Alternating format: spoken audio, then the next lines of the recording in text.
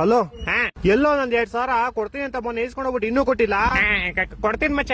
ಯಾವಾಗ ಕೊಡ್ತೀಯಾ? ನಿಂಗೇನ್ 2,000 ತಾನೇ ಬೇಕು? ಹ್ಮ್, ನಾನು ಕ್ವಶನ್ ಕೇಳ್ತೀನಿ, ಅದಕ್ಕೆ ಕರೆಕ್ಟ್ ಆಗಿ ಆನ್ಸರ್ ಕೊಟ್ಬಿಡು. 2,000 ಅಲ್ಲ, ನಾನು ನಿಂಗೆ 5,000 ಕೊಡ್ತೀನಿ. 5,000? ಹಾ ಸರಿ, ಕೇಳೋ, ಅದ್ ಏನ್ ಕೇಳ್ತೀಯ ಕೇಳೋ. ಒಬ್ಬ ಅಪ್ಪ ಮನೆಗ್ ಬಂದಿ ಅವ್ರ ಮಗಂಗೆ ನಾಯಿ ಹೊಡೆದಂಗ್ ಹೊಡಿತಾನೆ, ಯಾಕಂದ್ರೆ ಅವ್ನ್ ಕುಡ್ದಿದ್ದ. ಹಾ, ಇವಾಗ ಇದ್ರಲ್ಲಿ ಕುಡ್ದಿದ್ದ ಯಾರು ಹೇಳು?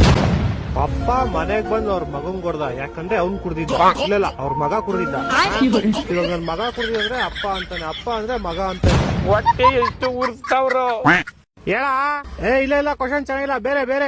ಸರಿ ಅಪ್ಪ, ಆಯ್ತು. ಈ ಕ್ವಶನ್ಗೆ ನೀನ್ ಬರೀ ಹೂನಾ ಅಂತ ಆನ್ಸರ್ ಮಾಡ್ಬೇಕಷ್ಟೇ. ಆಯ್ತು, ಕೇಳು. ನಿಮ್ ಮನೆಯವ್ರ ಗೊತ್ತಾ ನೀನ್ ದಿನ ದೇವಸ್ಥಾನದ ಮುಂದೆ ಕೂತ್ಕೊಂಡು ಭಿಕ್ಷೆ ಬೇಡ್ತೀಯ ಅಂತ?